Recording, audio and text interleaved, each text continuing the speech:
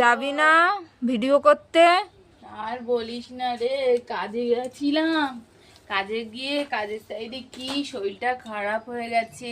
তারপরে শখের মানুষ খবর পেয়ে গেল, গিয়ে আমাকে আবার ডাক্তার ডেকে আনলো। দেখ না, 1 মাসে 1200 টাকা আয় করতে পারি না, সেই একটুখানি সময় 1200 টাকার দেখ না ওষুধ দিয়েছে। দেখ বাবা, বুঝেছিস কি অবস্থা বল তো।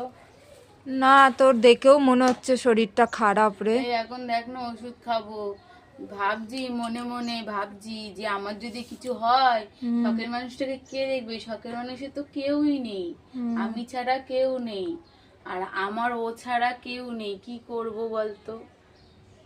তোমরা একটু ভালো করে দাও, ঠাকুরকে বলি ঠাকুর একটু আমাকে ভালো করে দাও। আর ভালো লাগছে না, কি ভিডিও করতে যাব বল।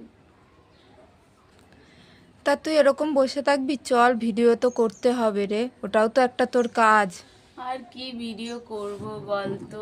সবাই ভিডিও করছি, দাদারা দিদিরা কেউ দেখছে না। সবাই যদি একটু সাপোর্ট করতো আমাকে, তাহলে ভিডিও করার ইচ্ছেটা জাগতো। ভালো ভালো ভিডিও পরে আমি আপলোড করতাম। আমি তো অসহায়। দাদা বোনেরা বৌদিরা একটু যদি আমাকে সাপোর্ট করে, তাহলে আমি ভালো ভালো ভিডিও করার চেষ্টা করব আর দেব, ভিডিও আপলোড করব। তোমরা যদি দয়া করে একটু দেখো।